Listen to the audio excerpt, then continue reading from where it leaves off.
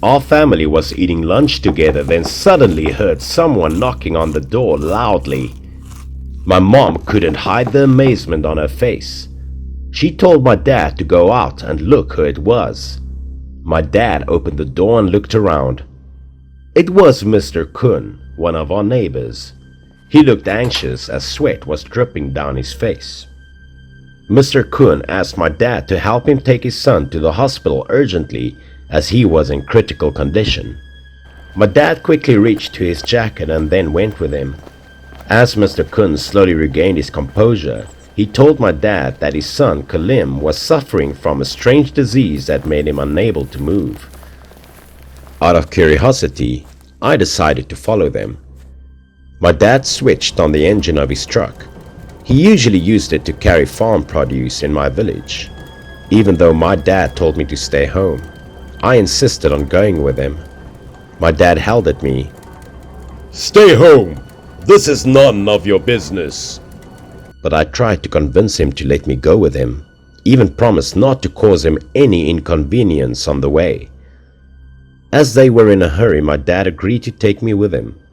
The loud noise came from the truck engines created an atmosphere of tension which made us feel really distressed. As we arrived at Mr. Kun's house, we saw our neighbors gathering in front of the gate, talking loudly. My dad and Mr. Kun quickly went inside. At that moment, I was really curious to know about Kalim's situation. From my spot, I could see Kalim's mom in the house, assisting her son up as he was on the ground. His belly was bloated. It was so big that it made him look like a frog. He was screaming in pain. I could see his face turn pale as the pain had worn him out. His limbs were numb as he couldn't move at all. My dad and Mr. Kun lifted him up to the truck, but he was extremely heavy, like a big stone. As Kalim finally got into the truck, we made our way to the hospital instantly. We carried him to the emergency room. Things got worse for Kalim as he was required to undergo surgery in order to remove something out of his stomach. My dad asked Mr. Kalim how his son ended up being like that. Mr. Kun sighed when he heard the question from my father. He had no idea what had happened to his son, as the young man was seen lying on the ground, hands covering his belly this morning. My dad quickly reassured him, saying perhaps it was just food poisoning. The surgery was finished an hour later. Luckily, Kalim was no longer in danger. As Kalim had regained his composure, we decided to go check on him. Mr. Kun asked Kalim what had happened. The doctor said they had found mud and rocks in Kalim's stomach, which caused his belly to bloat like that. Kalim couldn't believe what he just heard. He breathed a weary sigh, then told us what had happened. Last night, Kalim, together with his partners, were on his last shipment of the day to the market. Everyone was exhausted at the end of the day. Kalim invited his co-workers to have a meal with him before they returned home, but they thought it was a bad idea to eat out this late at night, so they turned down his offer and told him to get home soon. They said goodbye to each other and left. As Kalim was riding his bicycle on the familiar path, he began to whistle in order to disrupt the quietness surrounding him.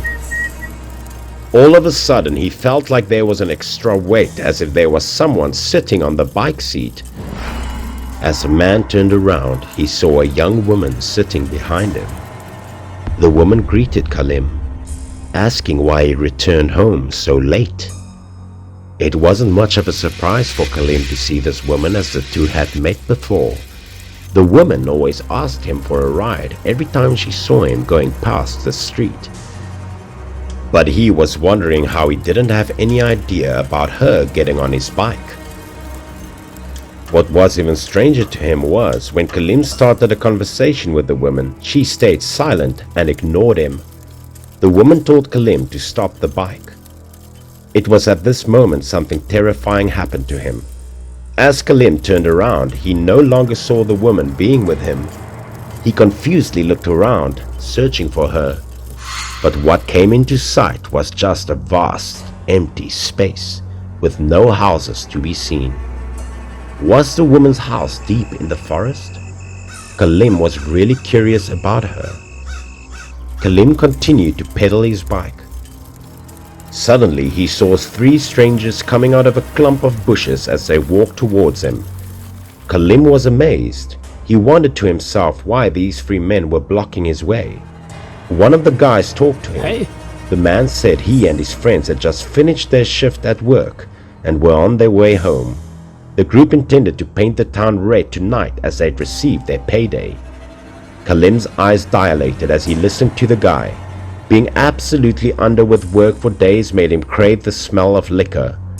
Knowing Khalim wanting to join the group, they asked him to go with them.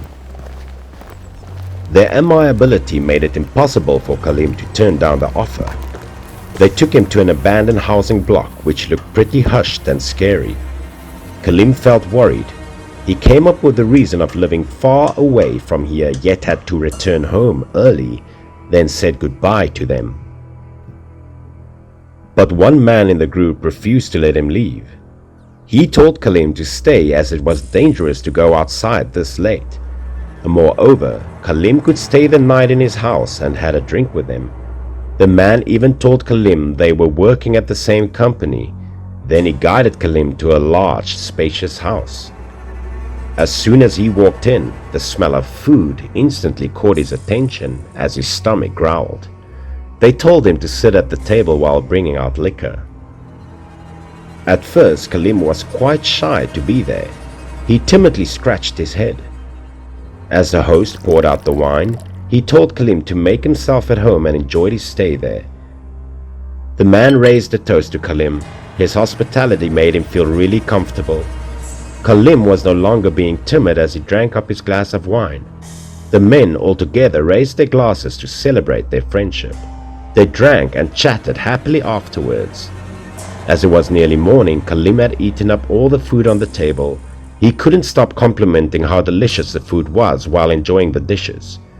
As Khalim gulped his last glass of wine, he fainted on the table. His face turned red and his body was reeking of alcohol. When he woke up, the sun had already set. As the man opened his eyes, he felt aching throughout his whole body as he trembled and felt an immense pain in his stomach.